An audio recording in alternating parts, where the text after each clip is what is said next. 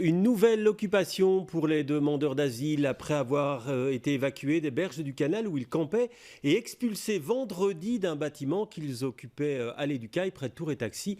Ils ont investi un bâtiment fédéral près de la gare du Nord. On va retrouver sur place Marine Guillet. Marine, bonsoir. Alors dites-nous, l'occupation est-elle toujours en cours ? Oui, elle est toujours en cours et la situation, comme vous le voyez derrière moi, est plutôt calme. Pas de son visiblement, vous m'entendez j'espère. Donc la situation est, comme vous le voyez sans doute derrière moi, plutôt calme. La police est présente mais reste à distance. Il faut dire, comme vous l'avez rappelé, le bâtiment est fédéral. Donc la police n'interviendrait qu'en cas de débordement aux abords du bâtiment. Ce qu'on a pu constater là juste avant le direct, c'est des petites inquiétudes de la part des riverains. Donc sans doute besoin d'être rassurés sur la situation qu'il y a en cours. Une situation que l'une de nos équipes a pu suivre cet après-midi. Je vous propose de regarder le reportage. À peine le temps de rentrer que les portes sont déjà barricadées. Un véritable siège en plein cœur du quartier nord à Saint-Josse. Donc on est rentré dans un bâtiment fédéral, qui est un bâtiment qui est en cours de travaux pour occuper le futur centre de crise.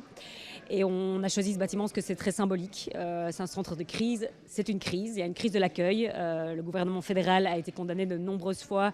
À l'intérieur du bâtiment, une soixantaine de demandeurs d'asile en attente d'être relogés. Plus d'une centaine de citoyens se sont également mobilisés pour soutenir cette action. Certains d'entre eux ont fait le choix de s'enfermer à l'intérieur. C'est nous, voisins, citoyens, qui devons faire ça à la place du gouvernement. Et c'est simplement honteux. Offrir une solution d'urgence, mais avant tout faire pression. D'autres citoyens se sont quant à eux rassemblés à l'extérieur pour bloquer les entrées principales. Complètement inhumain, intolérable. Et comme je trouve ça intolérable, mais voilà, je suis là. Et vous comptez rester jusque quand ici ? Jusqu'à ce que moi, j'ai vraiment froid. Parce que pour une fois, voilà, j'essaie de comprendre leur situation en me mettant en situation. Une action symbolique qui a débuté aux alentours de 15h. Prochaine étape, entamer les négociations. D'ici là, pas question de sortir du bâtiment. Sur une question de quelques jours, voire quelques semaines ou quelques mois si l'État ne décide pas de reloger ces personnes. C'est un bâtiment fédéral, c'est le fédéral qui a l'obligation de les loger.